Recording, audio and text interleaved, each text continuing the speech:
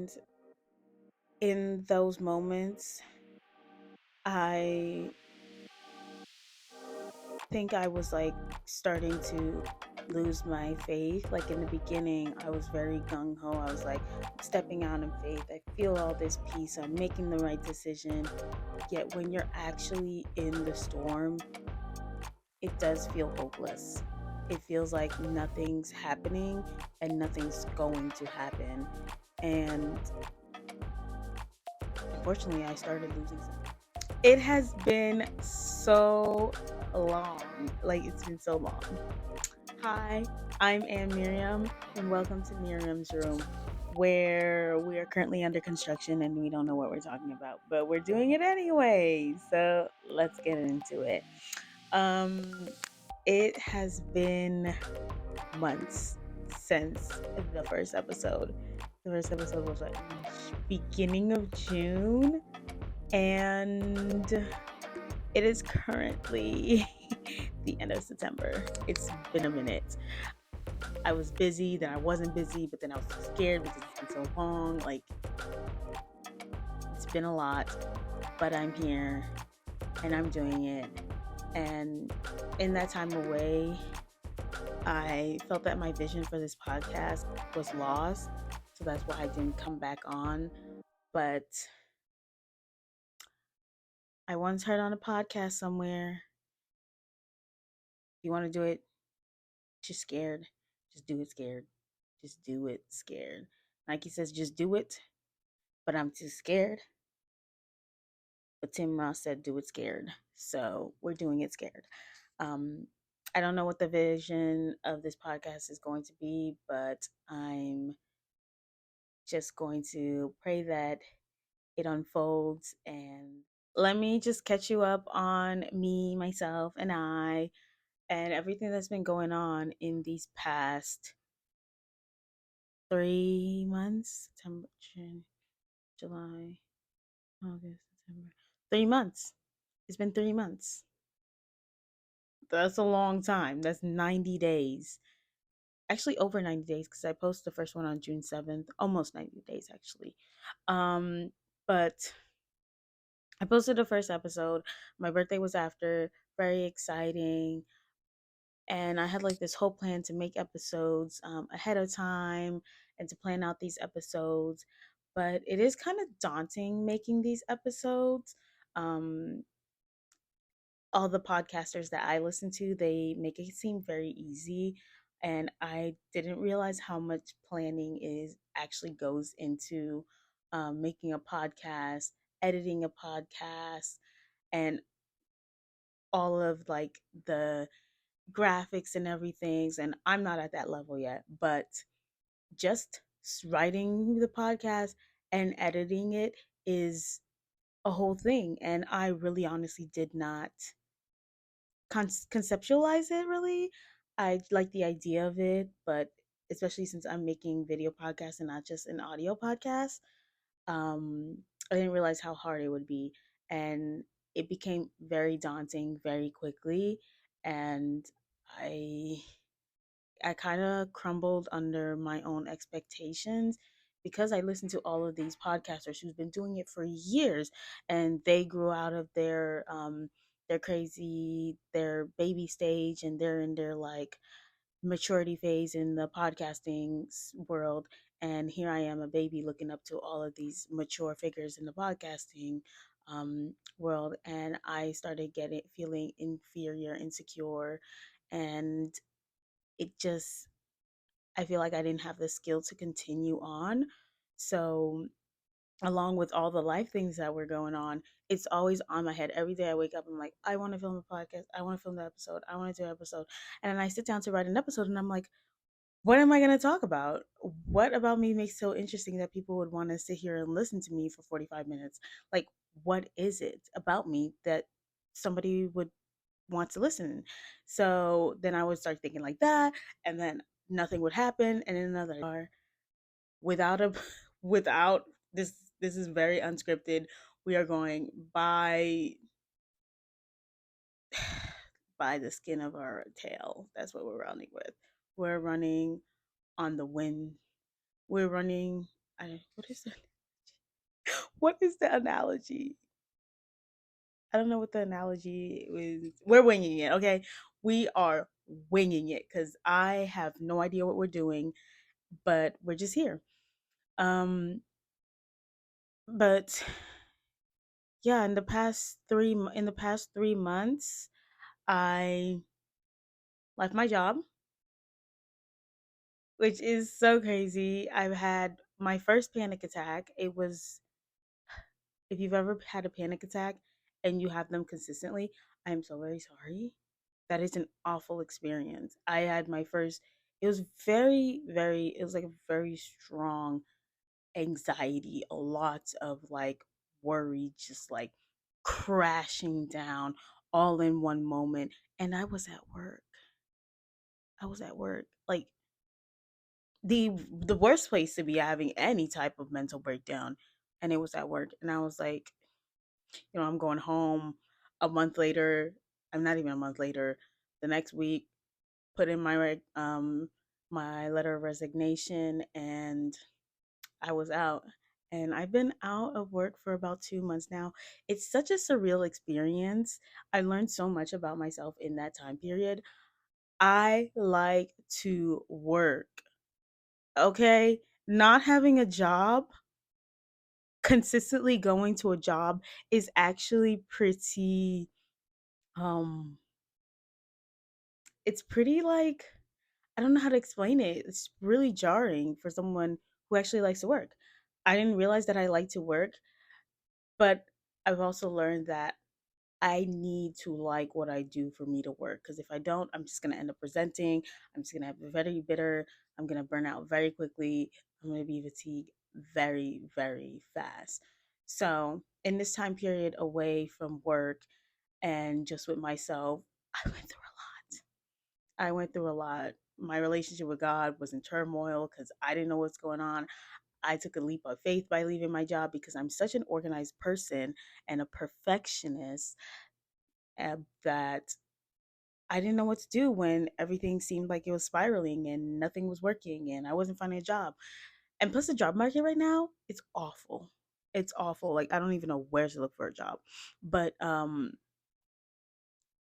of that just really showed me that I need to like lean hard and heavy on God because without him, I'm lost. There were weeks where I didn't want to get out of bed, like I didn't want to do anything. Like I just was like, what am I doing with my life? Nothing is happening. I don't have a job. I'm a month, 2 months into this unemployment, and I'm just like, what am I doing? Like, how is this going to work? So much questioning. And I'm also behind my head, and in the back of my head I'm like, well, I could do this, I could do that, I could do this, I could do that, I could do the podcast, I could start a YouTube channel, I could there's start school again. Like there's so many things that I want to do all the time to do it, but there's like this fear, this worry, this concern that's always holding me back from doing what I want to do. And I one day was just like, I can't keep letting this hold me back. So I tried to dig deeper into my relationship with God, and even that didn't feel right. Even there was some turmoil and like silence, and it felt like he wasn't listening to me. And that made me worry and panicking. The funds are dwindling. It's all that storm just became silent. Like I was just muffled, and I'm like in this glass box trying to get out, yelling for someone to hear me, and nothing. Like it felt like nothing. Um, but kept going to church, kept praying, not as much as I used to. I can't even deny that. Like I was barely praying. I was barely worshiping, trying to stay in community. I um I joined jujitsu, a jujitsu club. Do we call it clubs? Gym. Gym. Yeah, I joined a jujitsu gym, and I just dove into that because I wasn't feeling anything from anywhere else in my life. Like I wasn't succeeding anywhere. Like maybe I should learn a new skill, and maybe that would something would happen there. And for a little while, yeah, I was working. I was really enjoying the community I was joining, the skills I was learning. I was learning to defend myself, and I still do it. I'm speaking about this like it's past time, it's past tense.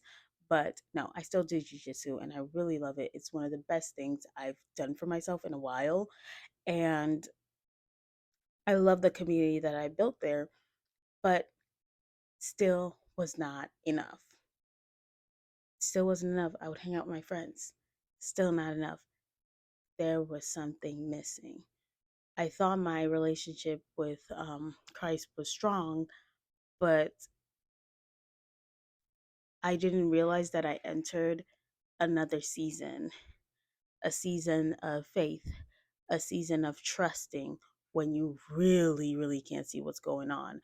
Um, so leaving my job was that season. The second I put that resignation in, I essentially signed to put for my full faith in Christ, like legit faith, full faith in Christ. Like I did not have another job lined up. That's a lie. I did have another job lined up. I Everyone would ask, "Hey, Am, what are you gonna do after this?" And me trying to be like, I need to be smart and mature and not just tell people I'm quitting my job just because I'm quitting my job because I don't like it anymore. So I was like, "Oh yeah, I've been offered this position. I'm gonna think about taking it. Been offered this position." Everyone telling everyone that, but they thankfully like they gave me an opportunity where I got to get a snippet of what my life would be like in that position, and I was not about it. I was like, nope, this is too much of what I was doing before, and I do not want to do that again. So I ended up declining that position, and I was truly without a job, truly without a job. And what I realized that I was making the right decision in both instances, in quitting my job and turning down the next position, is that I felt when I the peace that I felt when I said no.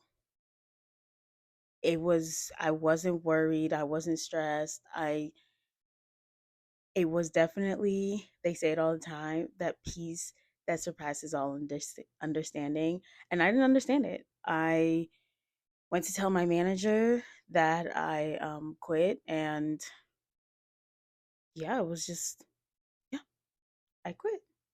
Um, I'm giving a month's notice, and it is what it is. And I was like, I felt so relieved. It's like a weight off my shoulders. Like I was at peace. And when I told the next position that I wasn't going to be taking on that position, it was also that same feeling. Like there wasn't any worry, there wasn't any stress, there wasn't any, oh my goodness, what am I going to do? Why am I doing this? Like I shouldn't do this. I just should just take the job. I was very content in my decision for not taking these jobs. And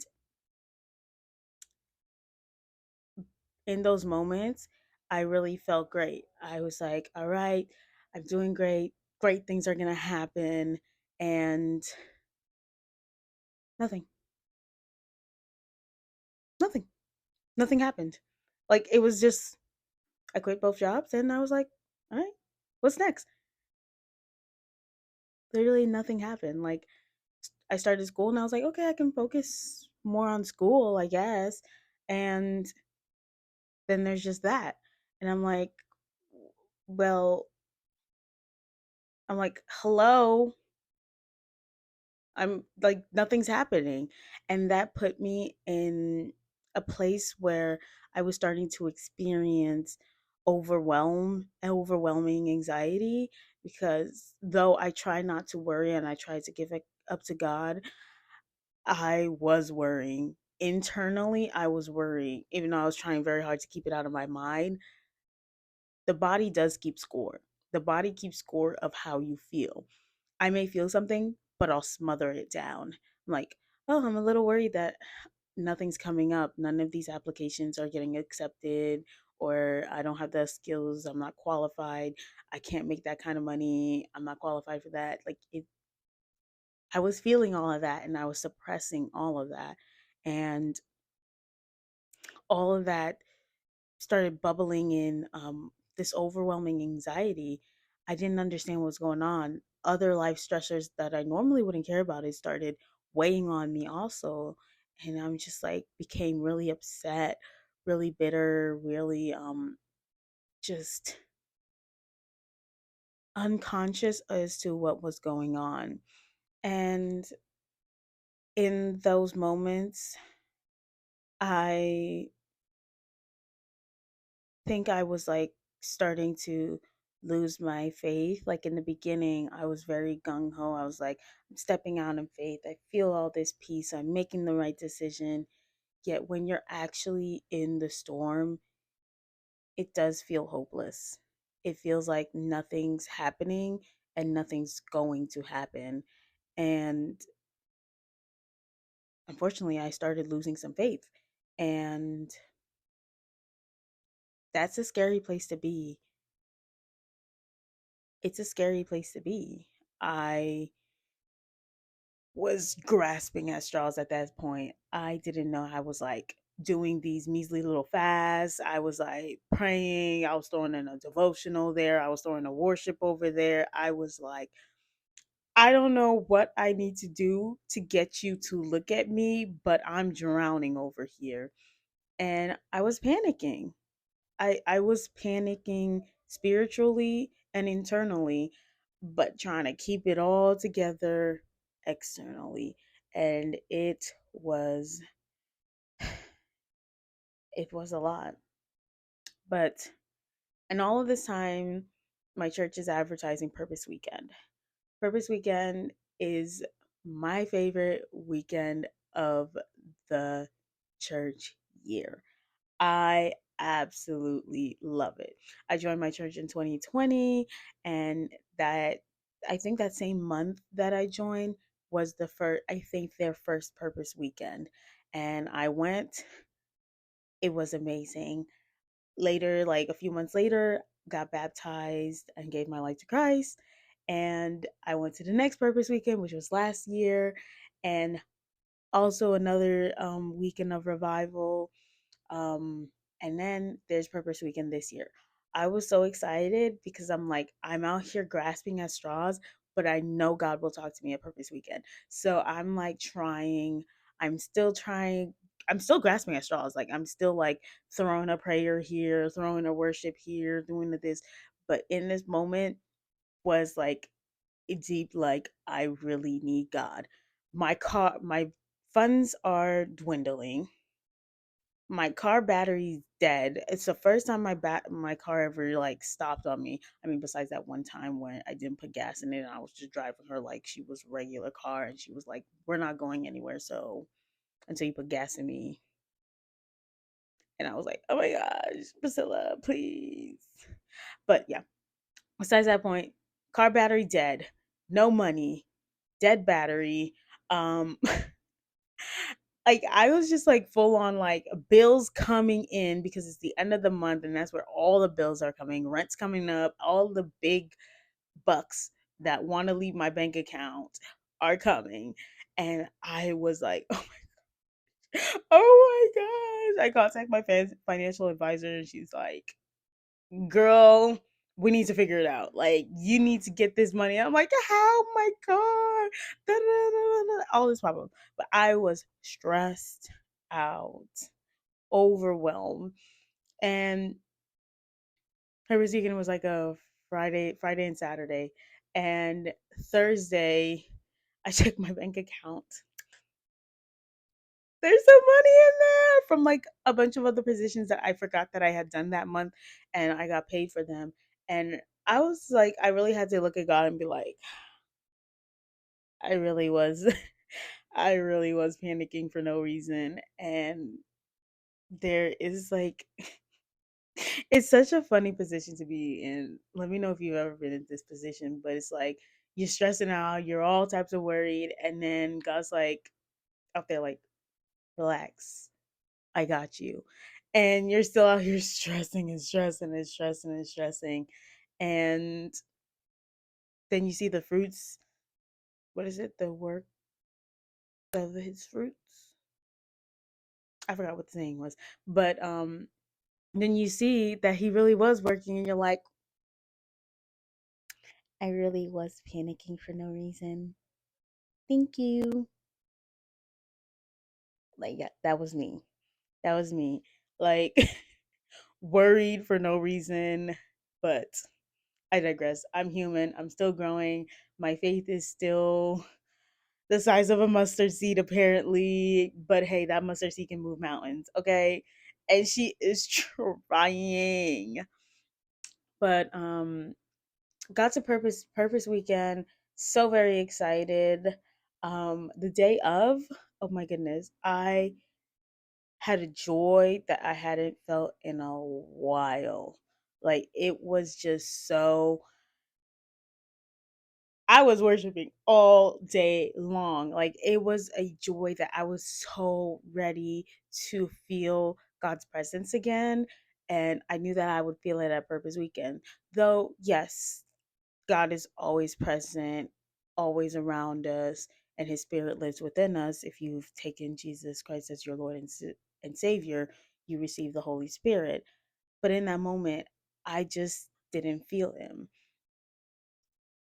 What I have also learned is that it's not a feeling, it's really is faith. Like you really have to believe that the Holy Spirit is in you, whether you feel it or not. And that is what drives you to do the will of God is faith. It's really based off of faith, and faith drives your deeds. And I've literally learned all of this within the past probably like 72 hours. But I went to Purpose Weekend, um the first day of Purpose Weekend on Friday, and the music peak. The music was popping. The word, the word was wording. The word was wording. I'm gonna say it one more time. The word was wording. The sermon was about Jesus healing a man on the Sabbath. And I believe it was the Pharisees or the Sadducees, the teachers of the law, were like, it's the Sabbath. You can't be healing. And Jesus was like, so if one of your sheep just fell in the hole, you just gonna leave it there because it's the Sabbath? No one said nothing because they're like, I mean, I probably caught my sheep a couple of times or two on the Sabbath. I mean, why would I just leave it there? It's a perfectly good sheep. You know what I mean? Like that's probably what they were thinking. But he um he approached um the injured man and he said, stretch out your hand. He had like a little withered hand and he's like, stretch out your hand. What I didn't notice is that Jesus did not specify which hand it was. Actually, let me get my Bible out. Let me get my Bible out and we're going to read this because I'm just I'm just out here doing it by memory. We going to get some Bible on this. I believe it was Matthew 12 verse 9 through 14. And it says, going on from that place, he went into their synagogue. A man with a shriveled hand was there. Looking for a reason to bring charges against Jesus, they asked him. They, they being the teachers of the law, um, asked him, Is it lawful to heal on the Sabbath? He said to them, if any of you has a sheep and it falls into a pit on the Sabbath, will you not take hold of it and lift it out? How much more valuable is a person than a sheep? Therefore, it is lawful to do good on the Sabbath. Then he said to the man, stretch out your hand. So he stretched it out, and it was completely restored, just as sound as the other. But the Pharisees went out and plotted how they might kill Jesus. The Pharisees were relentless, okay? Anywho, but the sermon on Friday night was on this story. So what I took from it is that when Jesus asked the man to stretch out his hands, it didn't specify that Jesus said, stretch out your shriveled hand or stretch out your good hands. He just said, stretch out your hand. That means the man would have to decide which hand to stretch out to Jesus. And he obviously stretched out his withered hand, his shriveled hand, and that hand was restored just as good as his good hand. And the preacher went on about how God doesn't want our presentable self. He doesn't want our curated self. He wants our authentic, broken self because that's what he is. He's a healer, he's a fixer. And that's what parents do. Parents heal, parents fix, parents care. And we need to extend that hurt and that brokenness to God so that He can make it whole again, that He can restore it again. And that hit me and that stayed with me throughout the weekend. But still, I didn't feel that I didn't feel that revive. I didn't feel that Holy Spirit. Like I wasn't feeling it. I understood it. I took it in. I was ruminating on it. I was working on it. And I was like, I'm thinking and I'm praying. I'm like, I feel like I've extended everything. Like, what one more do I have? Saturday came around.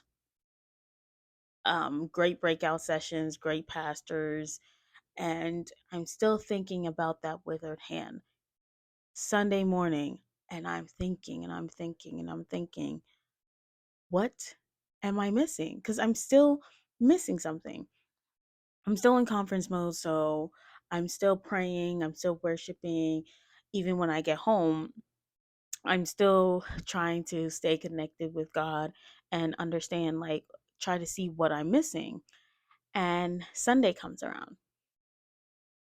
Sunday happened to be it was another event, not related to the conference, but to pertain to like some of the members at the church. My church is a heavy college has a heavy college presence. I live in Philadelphia, so Philadelphia has like there's Temple, there's Drexel, there's um, Penn, University of Pennsylvania. Like there is lots of college students at my church, a lot, and there's a whole college campus with college campus ministry. It's a big thing. Like college kids, they bring the hype. They are the next generation. So my church is one of our mission is to like work with them and because they're the next generation. We are the next generation. Why do I say they're like I'm not a college student? I'm literally a college student. So there's a big presence there.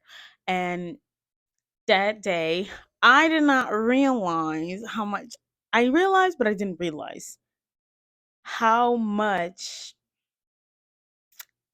I was holding, how hurt I was because I didn't get to go to a 4-year college straight out of high school. That was the sense of hurt for me. That was my withered hand. And I never extended that one. I extended everything else, everything that was kind of curated, everything's like, it's like, oh yeah, this one can go to you, this one can go to you. But never did I really put out that deep, ruminating hurt for something. Honestly, to me it sounds silly, but it did hurt that I couldn't go to um a full 4-year college and everything else that happened. And I just started worshiping on Sunday, and I was like, I don't know what else to give you. This hurts a bit. And I extended that, and I think that's when the healing process began. It's the waterworks. The waterworks that I thought was broken somehow cleared up, and I could not stop it. I don't know what the sermon was on Sunday because I was too busy crying. I was too busy letting go. I was too busy extending that withered hand. And I learned so much about myself in these past 24 hours, and it led me to where I am now. I just need to trust that God's got me and that I can really give him everything. There's currently a garbage truck passing my window. All right. So there's a garbage truck outside of my window. Let's just hope that it's not as loud as it sounds to me. Let's hope that this mic is micing. Um, but this season is not what I expected it to be. I expected great revival. I expected great miracles. I expected like the full force and blessings of God to fall upon me because I quit my job and I was taking a leap of faith, and none of that happened. And part of that problem is me. I'm definitely the main part of that problem. But also this generation. I was born in a generation that was raised with technology. We were raised with instant satisfaction, instant gratification, instant boost of serotonin, instant boost of what's that thing? Dopamine. Like instant. Like I could hop on my phone and find something funny to laugh at. I could buy something instantly without having to leave my house. Everything happens like this. And unfortunately, I expect God to do the same. I expect him to get going because life needs to move on. We are all in this rat race. And God doesn't work like that. God does not work like that at all. And boy, was that a lesson to learn. That was a lesson to learn that God does not work on our timing. God does not work how we want him to work. He is an infinite God and he works outside of our frame of time. And to me, it feels like he's not working fast enough. But to him, he is just on time. And I'm still healing. I'm still growing, and I'm taking steps to just be obedient to God and to be obedient to what my calling is. And at the moment, my calling to be here, is to be here and to talk to you and to experience what I've learned and share it with you, and to be as vulnerable as possible because that's really in a way how you grow. You have to be vulnerable with those around you. And right now my calling is to share my vulnerability with the world, with whoever's watching it, with you. And that's very daunting, but I hope that I what I've been through can help what you're going through, because I wish I had like people talking this rawly to me. I listen to podcasts, but I do see how it can be very curated to very specific niche. Because when I was doing my research for how to start a podcast, a lot of everyone is saying find a niche, plan everything, da da da da. And then there are those people who just take it off the dome and get going. And as a retiring perfectionist, we are winging it. And I hope that this style of podcasting can be relatable to you, and that you can learn something from me. And when people start hitting me up, I can learn something from y'all and share it with everyone else. Um, but thank you for joining me. Again, I'm Miriam, and this is Miriam's Room. And that's a wrap on episode 2. Did a little spinny. Okay, I got a bigger chair, so that spin is just not gonna work right now. But yeah. And shout out to the setup. Look at the setup. Isn't she cute? The day that I filmed the podcast, my roommate was out in these streets diligently looking for setups to make my podcast really cute. So she got me these cute butterfly decals. They're like my favorite animal. Are butterflies animals or insects? Are they insects or animals? I'll have to see that. But got these little gold butterflies, and this M. She's so cute, and just like cute little pass tapestry. I've been glitching all week. listen, listen, Linda. But check the setup. Thank you, Naya, for the setup. It's really cute and it looks great.